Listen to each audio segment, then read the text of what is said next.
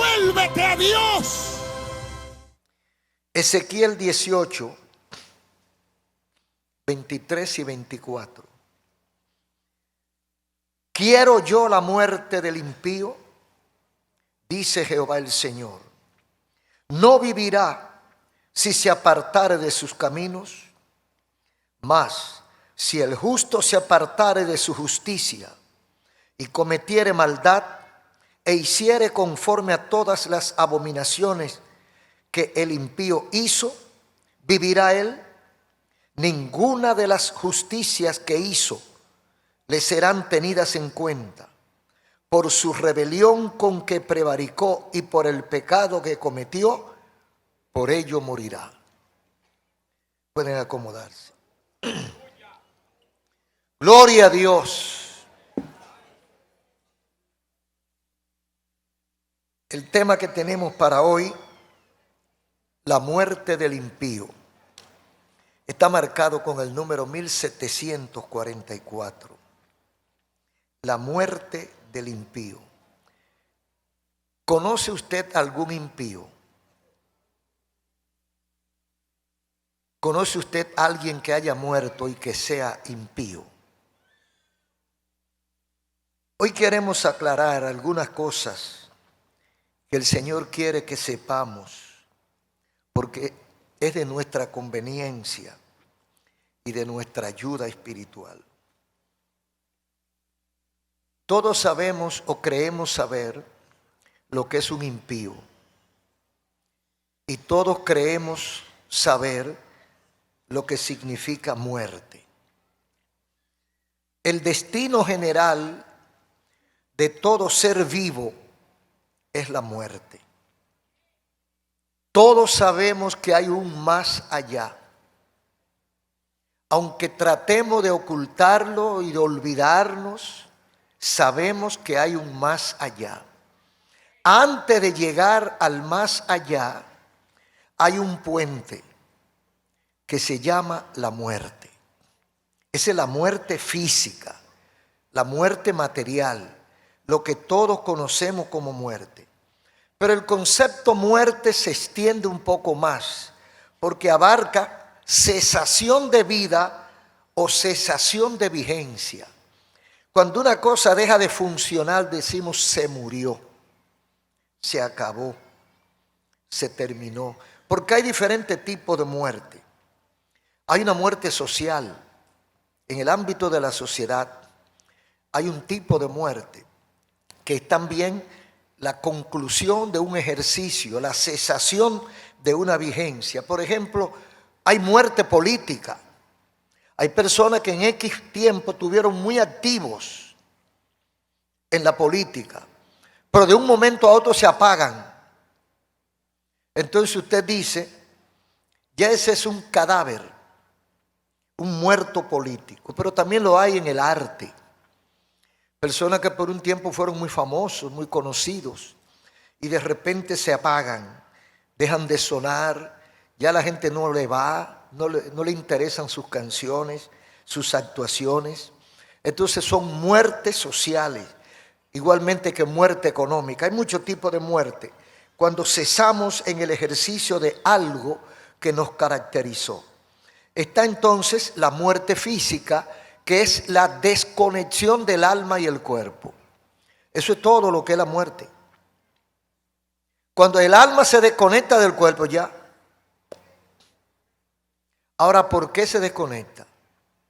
Ahí está el otro tema.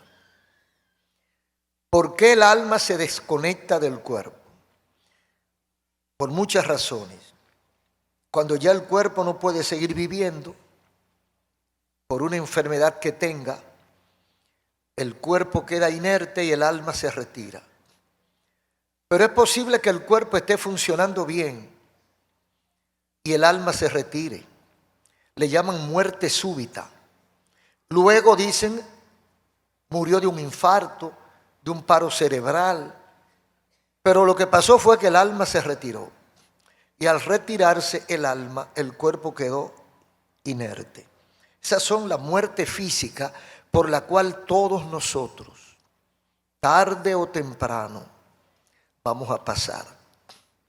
A la gente no le gusta que le hablen de muerte. No le gusta porque es una verdad tan contundente que la tenemos en las narices. Lo más cerca que tenemos nosotros es la muerte.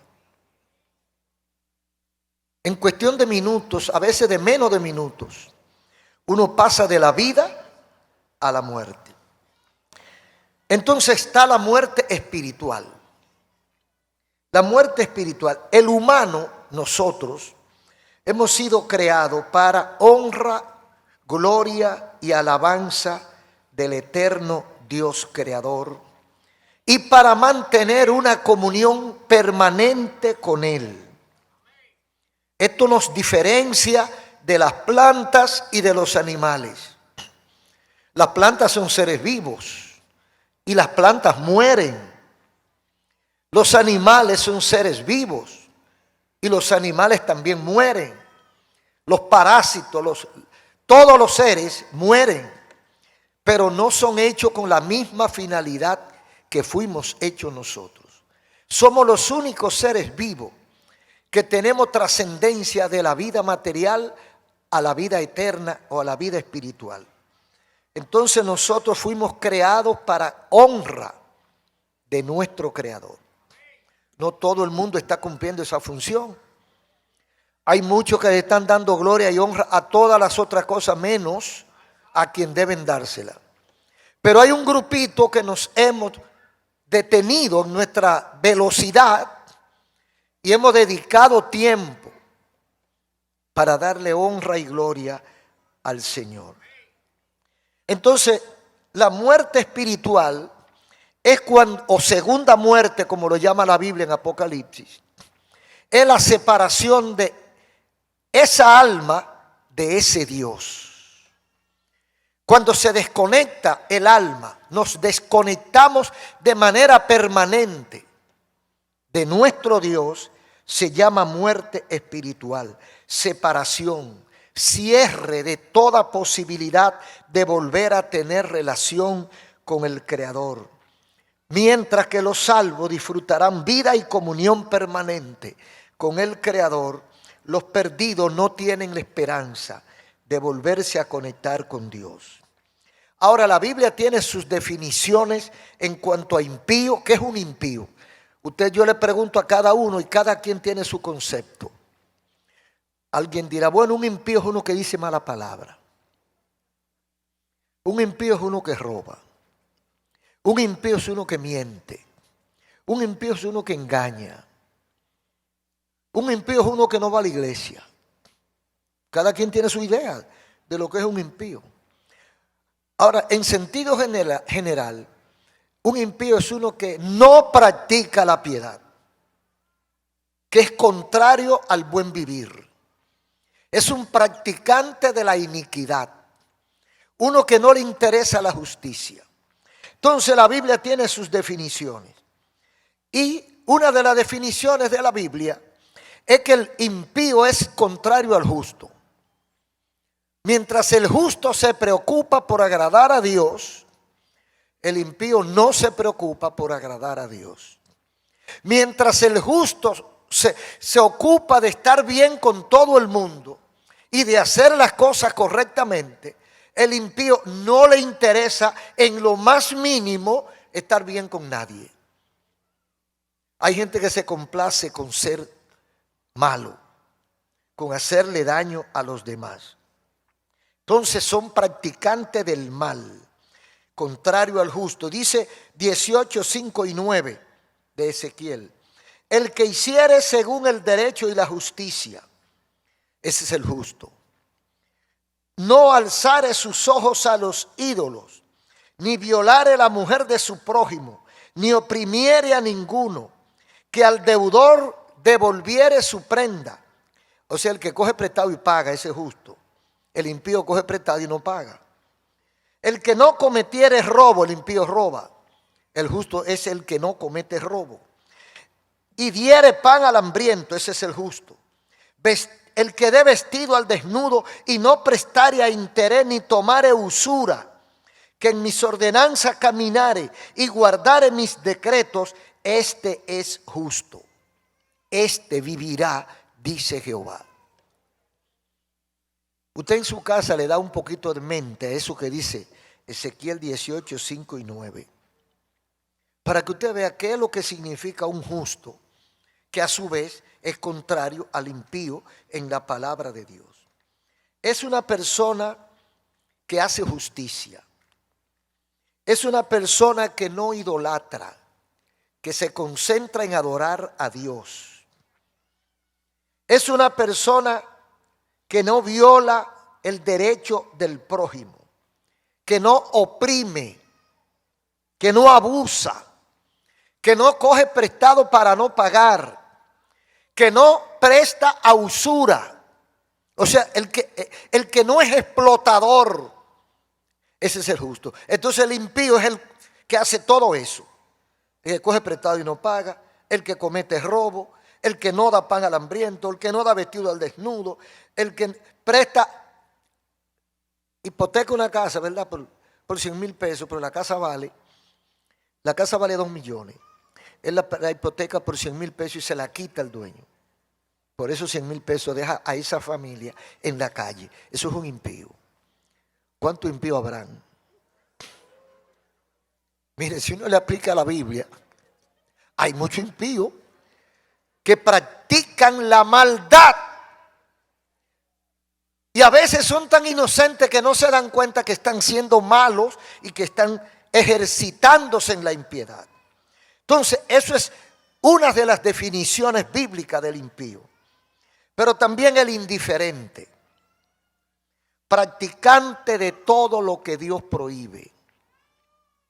Si alguien me está escuchando y conoce algo de los requisitos de Dios y usted sabe que está practicando lo contrario a lo que Dios quiere, o en otras palabras, está practicando lo que Dios dice que no practique, usted es un impío. Dice Judas 17 y 18.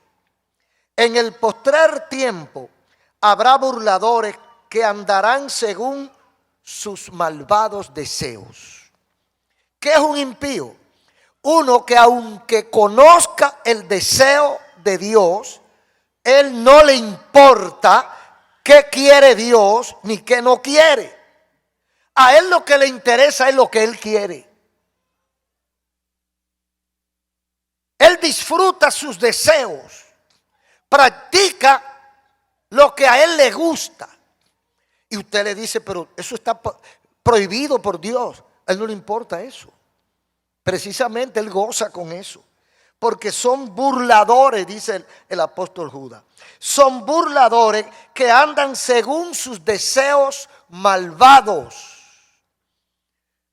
La definición de impío no es cómoda, es difícil. Pero cuánta gente hay que se ajustan perfectamente a la definición de impío. Porque sabiendo lo malo lo hacen. Y sabiendo lo bueno no lo hacen.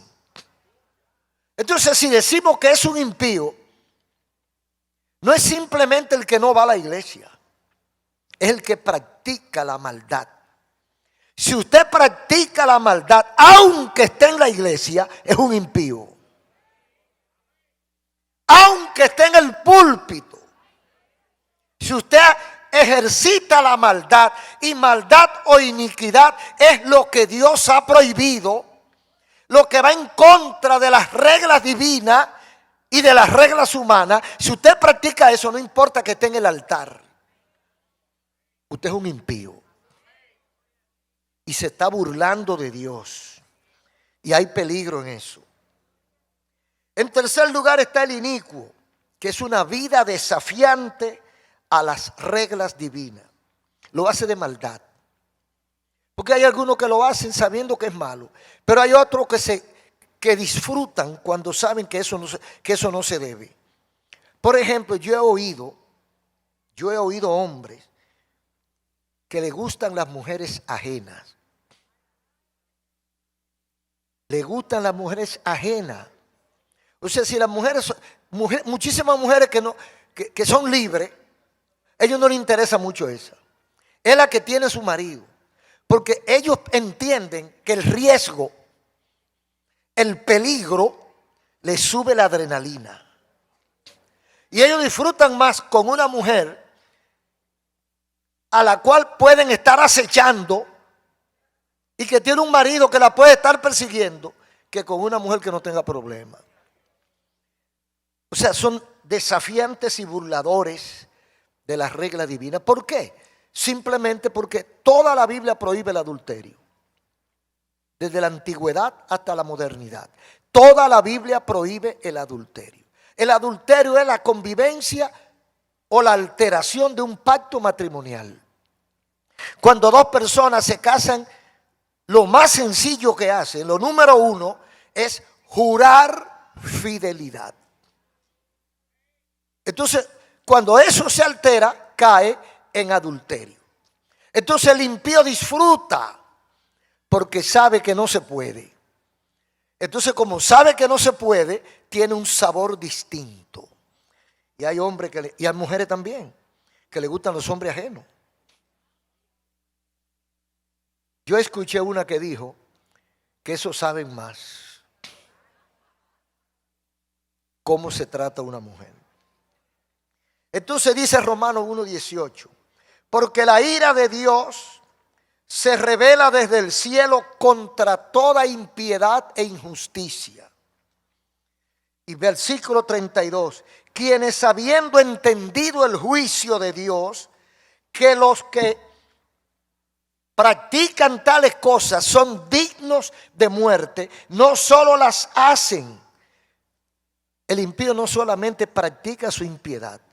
Dice aquí el apóstol Pablo en Romanos 1:32, que no solo la hacen, sino que se complacen con los que la practican.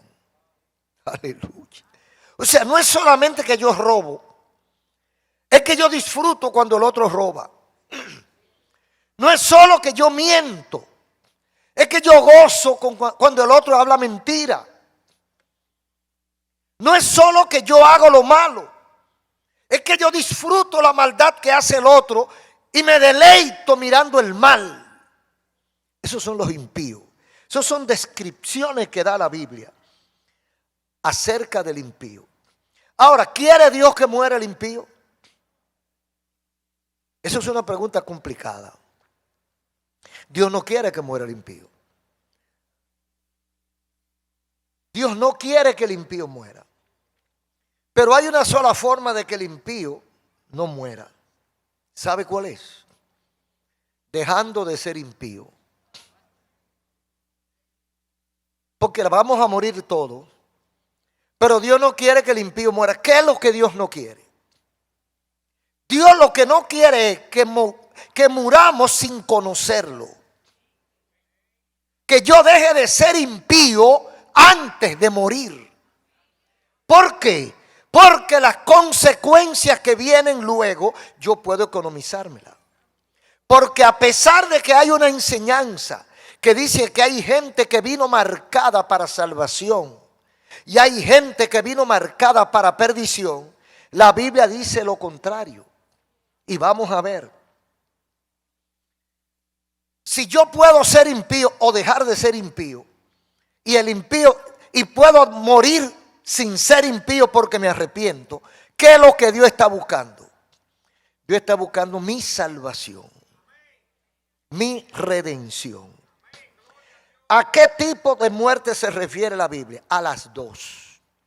Dios no quiere que el impío muera en su impiedad. O mejor dicho, Dios no quiere que la persona muera mientras es impío. No quiere que muera físicamente porque eso conlleva la segunda parte, que es la muerte espiritual.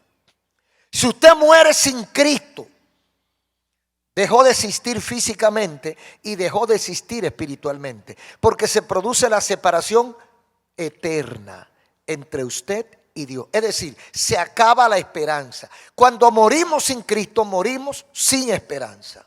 Entonces, el creyente muere, pero muere para pasar a la vida eterna.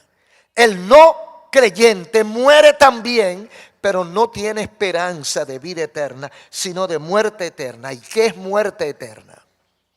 ¿Qué es muerte espiritual? ¿Qué es muerte segunda?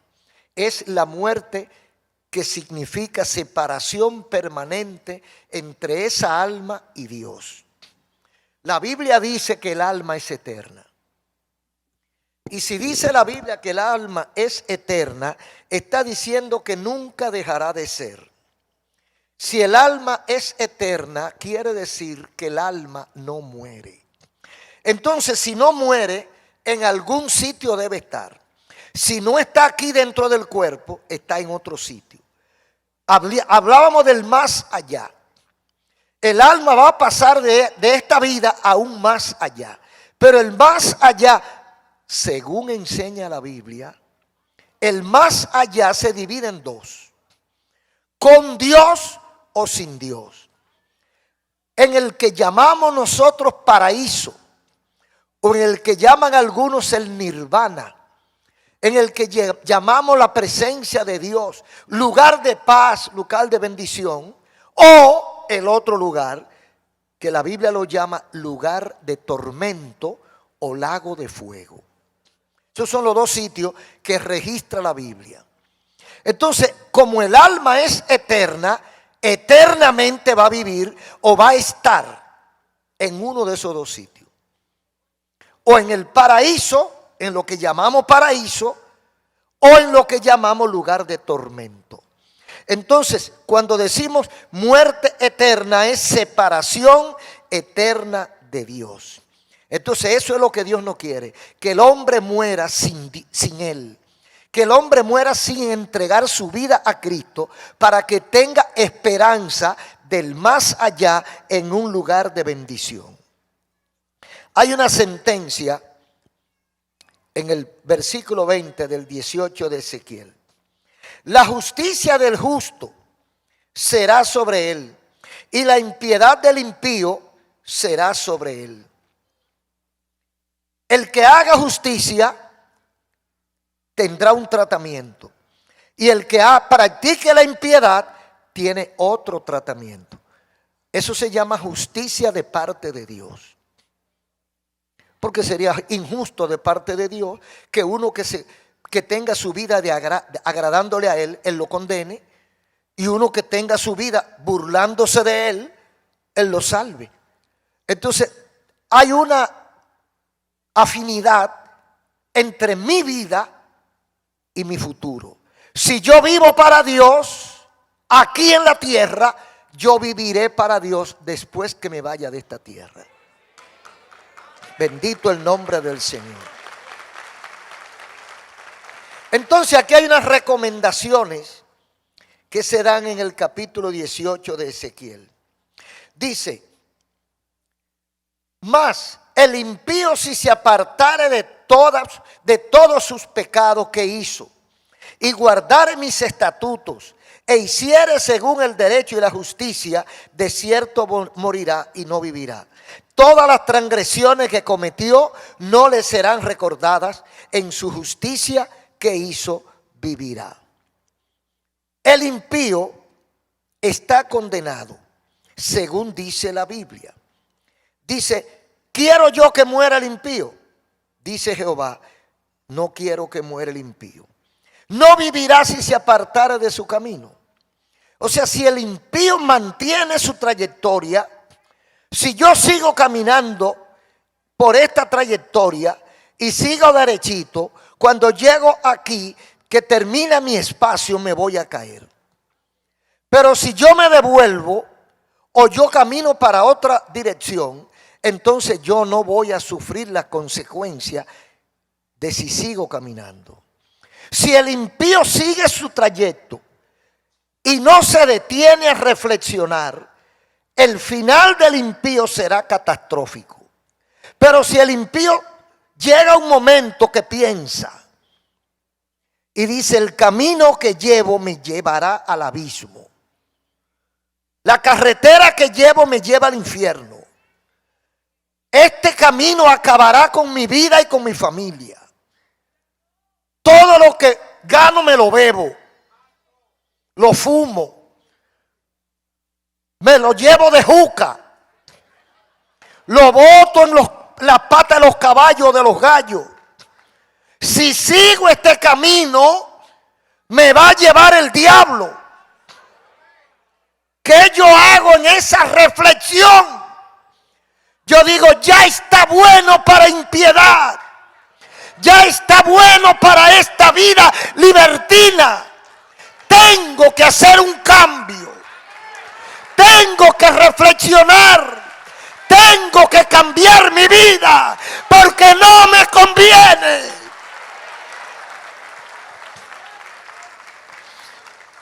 El impío es autónomo. Nadie está obligado a hacer lo que Dios quiera. Si Dios quiere obligar a todo el mundo, lo obligará. Pero no sé por qué causa Dios nos dio libertad. Le llaman a eso libre albedrío. Libre albedrío quiere decir que yo voy a donde yo quiero. Yo elijo. Nadie elige por mí. Después que tenemos uso de razón, después que somos, aunque seamos niños un poquito ya grandecitos, que ya pensamos,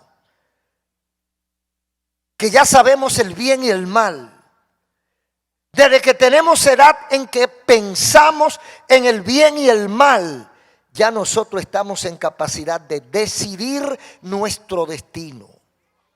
Ni papá, ni mamá, ni abuela, ni abuelo, ni tío, ni tía, nadie va a decidir por mí. Yo voy a decidir por mí. Entonces el impío Dios lo rechaza, pero le da una advertencia a todo aquel que está viviendo vida de impiedad, a todo aquel que conscientemente vive una vida desagradable a Dios. Dios le da la oportunidad de que piense y escuche. Y se lo dice. ¿Quiero yo que tú mueras siendo impío? No. Yo no quiero que mueras siendo impío, porque te vas a perder. Porque nadie está clasificado para perderse o para salvarse. Si no, entonces Dios, eso está de mal lo que dice la Biblia ahí. Si cada uno vino con una marca para salvación o para perdición, ¿para qué le dice Dios al impío que si sigue su camino se pierde y que si cambia de camino él recibe? Es porque tenemos la opción. Es porque yo tengo el derecho y la capacidad para elegir mi vida. Dios no me pone una camisa de fuerza. Usted tiene que ser cristiano.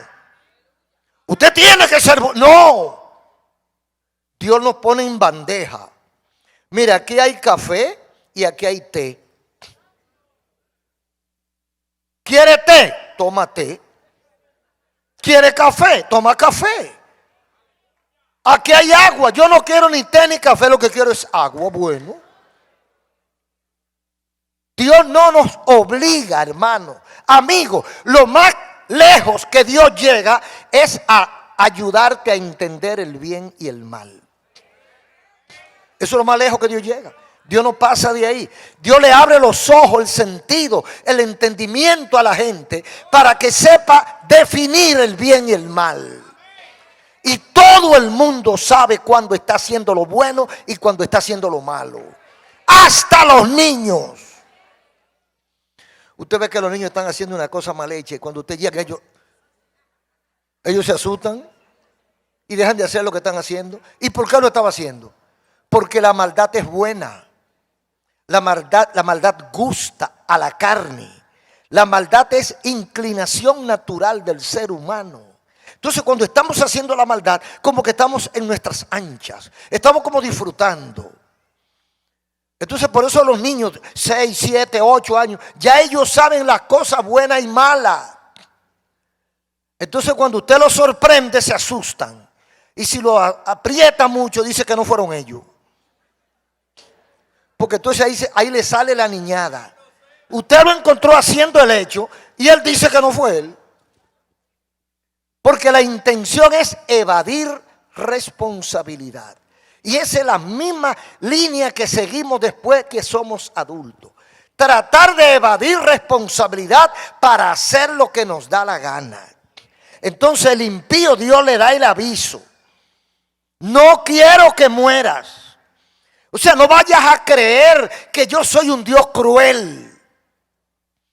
No vayas a creer que yo he preparado un castigo porque me deleito con el sufrimiento de todo. No, no quiero la muerte del impío. No quiero que el impío muera sin conocerme. No quiero que las personas se vayan de esta tierra sin tener la oportunidad de hablar con Dios. Por eso dice la Biblia, cuando fuere predicado este evangelio en todo el mundo, entonces vendrá el fin. Eso dice la Biblia, lo dijo Cristo.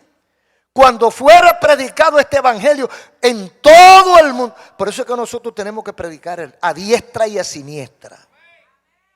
Y gracias a Dios porque estamos utilizando los medios modernos como el internet, las redes, y por donde quiera que se pueda filtrar palabra de Dios, por ahí se está mandando palabra de Dios.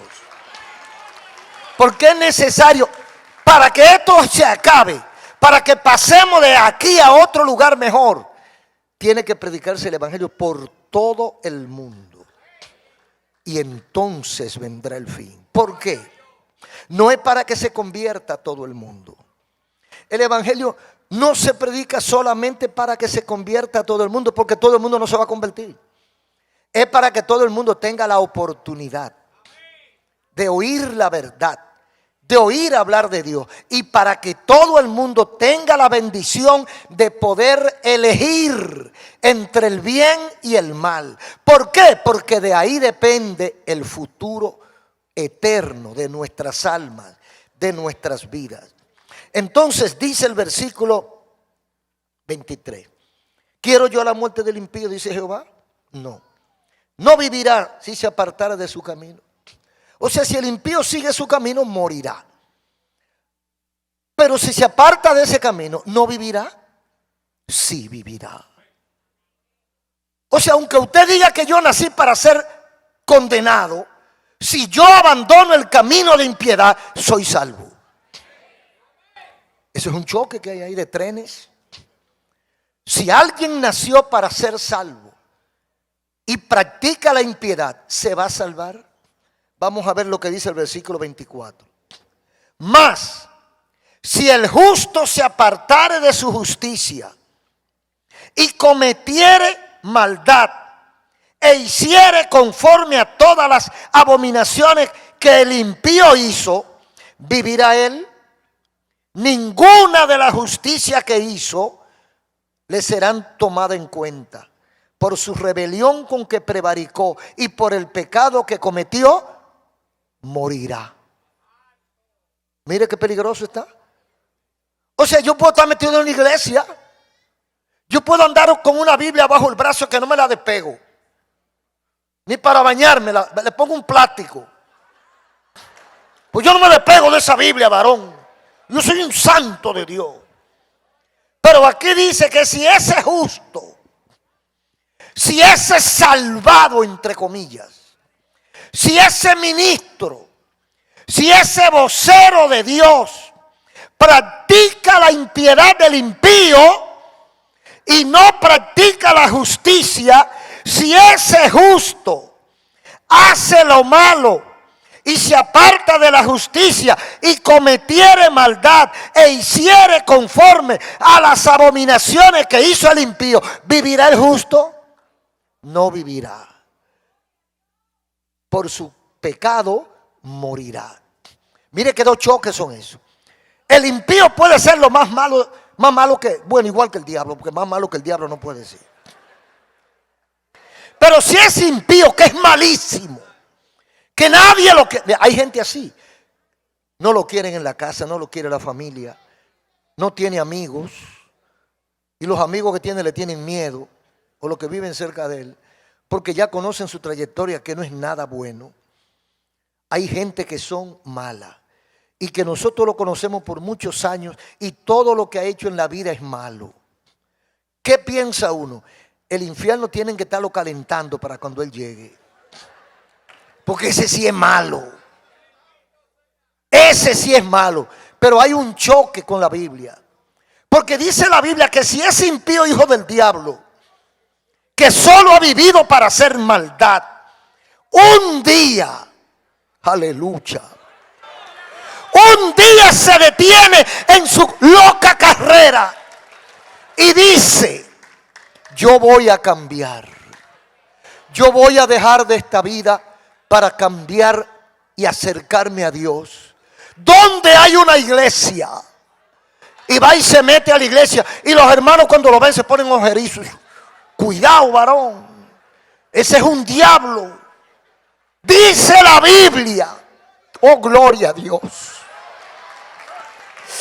Dice la Biblia que si ese impío, si ese pichón de demonio un día decide cambiar y se humilla en la presencia de Dios y deja de robar, deja de mentir, deja de matar, deja de violar, deja de practicar la impiedad, ese impío vivirá. Ese impío vivirá. La justicia humana no tiene misericordia.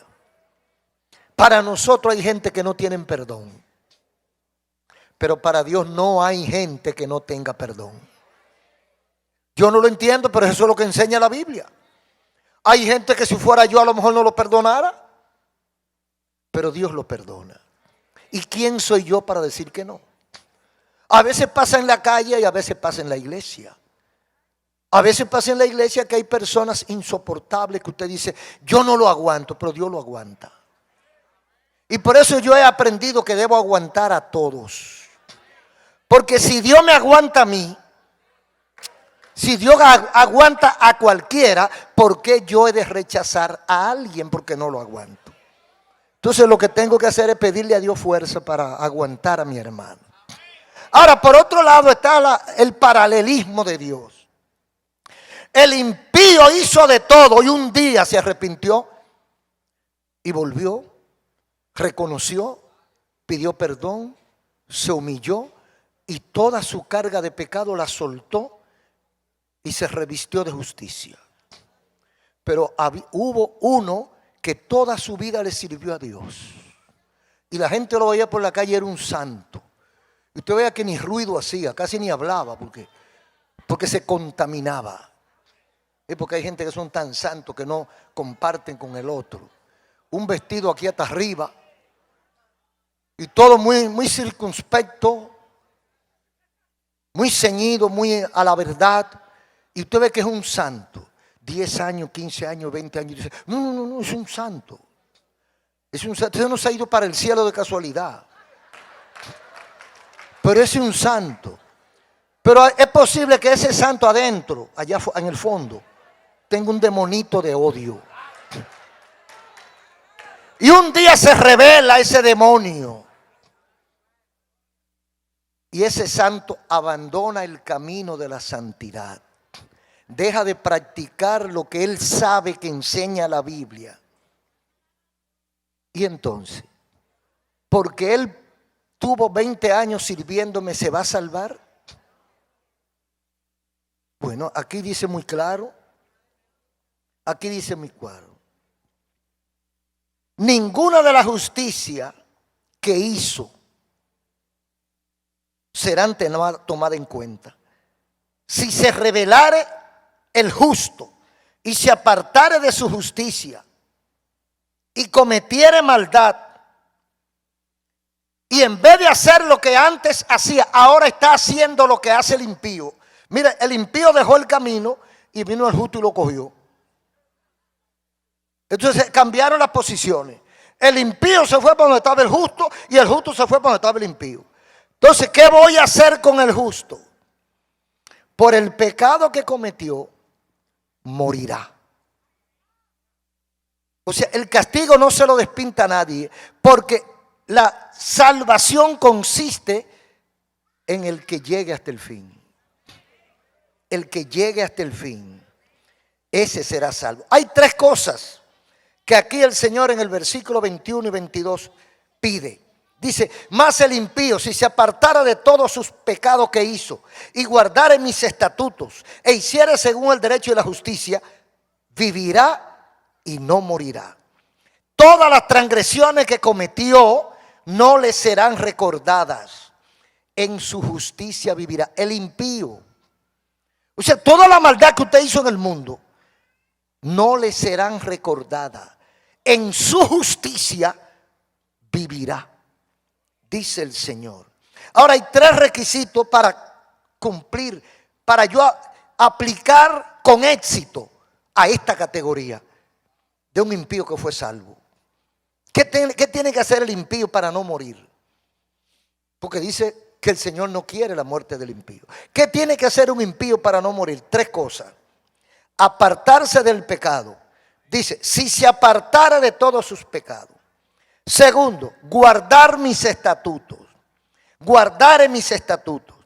Y tercero, conducta reveladora de su transformación. Entonces, para saber que una persona dejó de ser impío y que ahora está aplicando para justo, lo primero es apartarse del pecado. Eso es lo que más brega le da a la gente. Apartarse del pecado. Dejar de hacer lo que él sabe, lo que ella sabe que no es bueno. A veces son cosas que la tenemos desde chiquito y ya somos viejos y todavía la tenemos. Como me dijo una hermana una vez, ¿cómo yo dejo el cigarrillo si tengo 40 años fumando? Y hay gente que tiene esos vicios tan enraizados. Pero, ¿y la mentira? Hay gente que desde chiquito están hablando mentira. Ya ellos mismos ni saben cómo se llaman. Porque todo es mentira en su vida. Entonces es muy difícil. Pero aquí es la exigencia número 1. Si el impío se aparta de su pecado que hizo. O sea, si usted antes robaba, usted jamás en la vida vuelve a robar. Si usted antes mentía, hablaba mentira, usted jamás en la vida va a volver a hablar mentira. Entonces, si usted se aparta de aquella vida, eso es arrepentimiento o es conversión, cambio de vida. Si usted se aparta de ese camino, es el primer paso para usted vivir. El segundo es que guarde lo que usted conozca de la Biblia. Guarde mis estatutos. Se apartare de su pecado y guardare mis estatutos. No es cuestión de que usted un día levantó la mano, yo me entrego a Cristo y ya. No. Después de usted entregarse a Cristo, usted ir a la iglesia, hay 3 cosas que usted tiene que hacer. Usted tiene que apartarse del pecado que usted comete. Hay pecado que usted lo comete solo. Hay pecado que usted lo comete trancado en una habitación, haciendo malos juicios. Hay muchos tipos de formas de pecar. Entonces, si yo me aparto del pecado, estoy agradando a Dios. Lo segundo es que yo guarde lo que yo conozco de la palabra de Dios. ¿Cuánta gente hay que saben lo que la Biblia dice y no lo hacen? Por eso dice la Biblia que el pecado está en aquel que sabe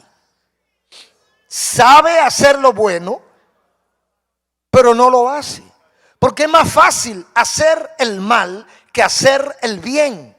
Porque la mayoría practica el mal y la minoría practica el bien. Entonces me voy con la mayoría, me voy con la democracia, me voy con la multitud. Y este grupito de santos yo los respeto, pero no lo puedo imitar. Entonces dice, la tercera cosa es actuar de acuerdo. O sea, exige una coherencia. Si yo digo que me entregué a Cristo, si yo digo que dejé el mundo y dejé el pecado, ahora mi vida, sin mi boca, mi vida debe reflejar ese cambio que yo digo que hubo en mi vida. Y esto lo puede aplicar usted a su oficina, a su taller de trabajo, a su consultorio, a su casa, a la escuela, al vecindario, donde usted se mueva. El otro es el que tiene que ver que hay algo diferente en usted. Ahora, ¿cómo se logra eso? Eso no lo venden en la farmacia. Eso no es una receta que le da un psicólogo. Mira, tú te tomas esto 3 veces al día y tú vas a cambiar de vida. No, eso se consigue, mire.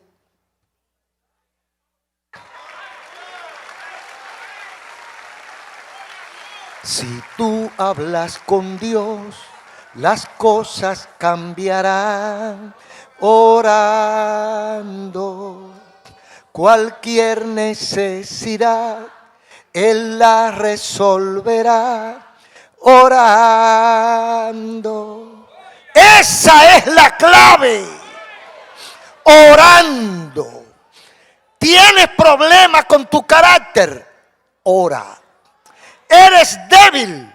¿Te gustan demasiado las mujeres? Ora. ¿Te gusta el vicio, el tabaco, el licor? Ora. ¿Te gusta demasiado el dinero? Ora. ¿Te sientes débil? ¿Te sientes flojo? Ora. Esa es la receta, hermano.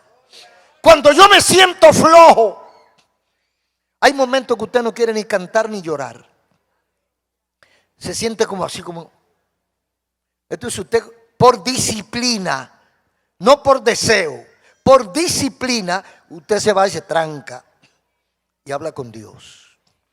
Y si no haya nada que decir, usted comienza: gracias, Señor, por la vida, gracias por el sol, gloria a Dios, aleluya, amén, santo, santo, santo. Y usted comienza así, de juego, pero usted lo hace como una disciplina para provocar una reacción positiva en su vida. Entonces, cuando usted hace ese ejercicio, usted va a comenzar a sentir un cambio. Y entonces tendrá fuerza para orar y para pedirle a Dios que le dé fuerza. Hermano, porque le voy a decir la verdad, un secreto. En este tiempo no es fácil ser cristiano. El ser cristiano al estilo Cristo en este tiempo es un desafío. Usted encuentra tropiezo por donde quiera que se mueve. Hay mujeres que rechazan a su marido porque se convirtió, cuando debían estar dando gracias a Dios de barriga porque se convirtió. Porque un hombre evangélico es de ella, pero un hombre no evangélico no se sabe de cuánta es. Pero así es el mundo. Nos desafían a mentir. Nos desafían a hacer malos negocios. Tú puedes dejar de ser pobre. ¿A quién no le gusta eso? ¿Quién no quiere cambiar de posición económica y social? Porque la posición económica va con la social. Ese es un concepto que yo no lo entiendo. Pero aquí se asocia, aquí no en el mundo, se asocia la parte económica con la parte social. El que tiene dinero es de la alta sociedad. A veces son unos animales con ropa, pero tiene dinero. Nadie averigua cómo lo consiguió, si fue matando gente. Ah, no, pero vive en un lugar selecto, exquisito, y es una persona distinguida, y lo invitan a las grandes fiestas sociales porque es una persona de alta categoría. ¿Categoría de qué? Ah, porque robó y se consiguió un dinero. Ahora es de alta categoría. Y los que tienen 50 años trabajando, honestamente, lo que tienen son 2 cheles. ¿Qué son esos? Pero ese es el mundo.